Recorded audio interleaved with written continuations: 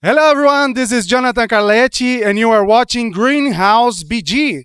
And we are here at Diversão Offline 2025 at Conclave booth, and I'm honored to have with me the brilliant mind behind Power Grid, Friday, Fuji Flush, and so many other games that are excellent. I'm talking about Mr. Friedemann Friese.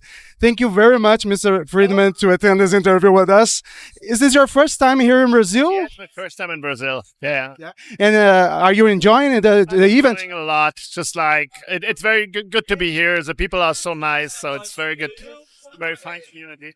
Oh, awesome. And I know that your games, when you create the games, the title starts with F, right? And what do you feel about when it was translated into another language and it loses the F, like the Funkenschlag, right? That becomes into the Power Grid.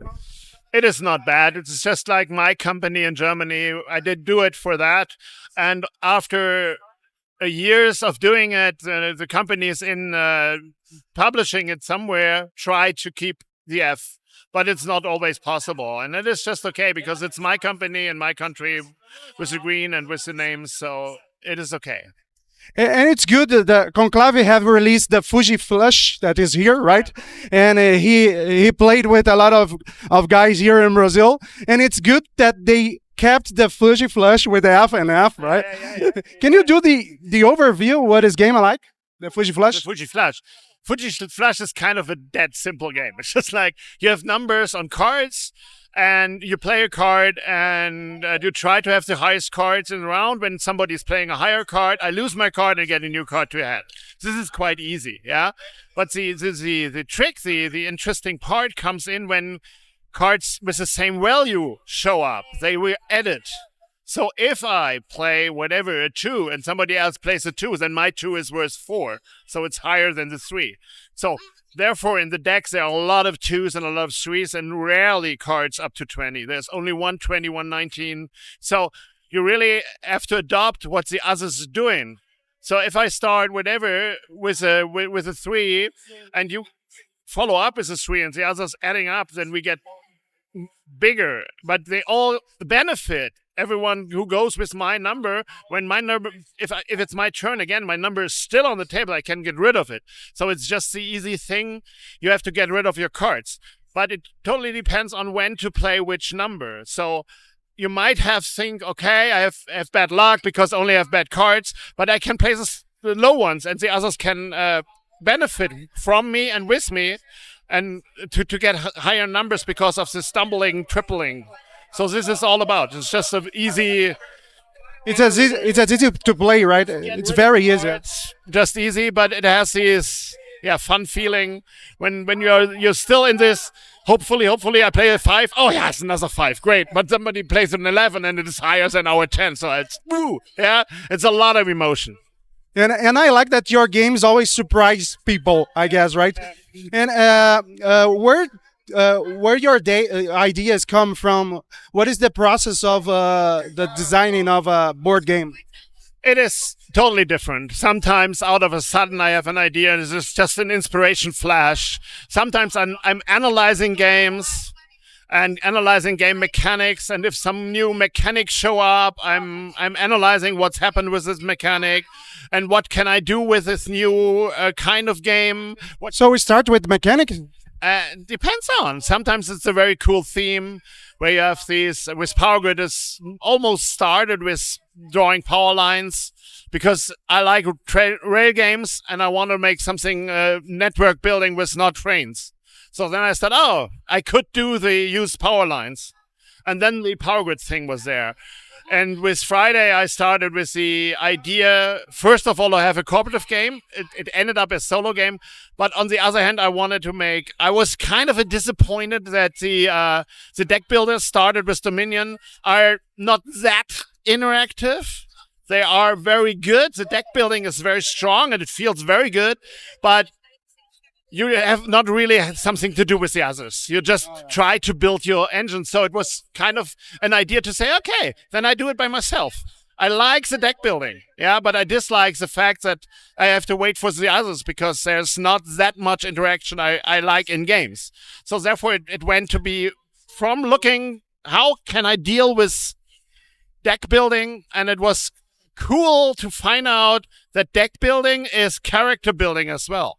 And years later, RPG-inspired games, they became deck-building character. So we have deck-building character games for whatever dungeon crawlers. Yeah, right now they see the same thing, that deck-building could be a very good energy for building a character because you get rid of bad habits, you get better skills, everything role-playing is. And Friday is similar. So this came from a mechanic. So it depends on what you do.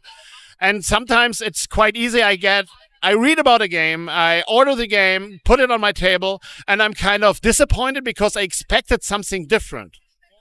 I get a game which is good, but I expected the game to be different. I said, oh, maybe I designed the game I expected. This is kind of a good way to be inspired. Oh, that's awesome, actually.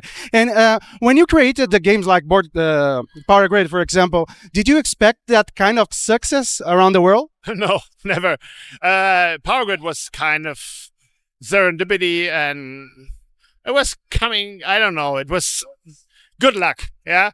I started with these small print run with crayoning, and the first edition, 2001, was crayoning.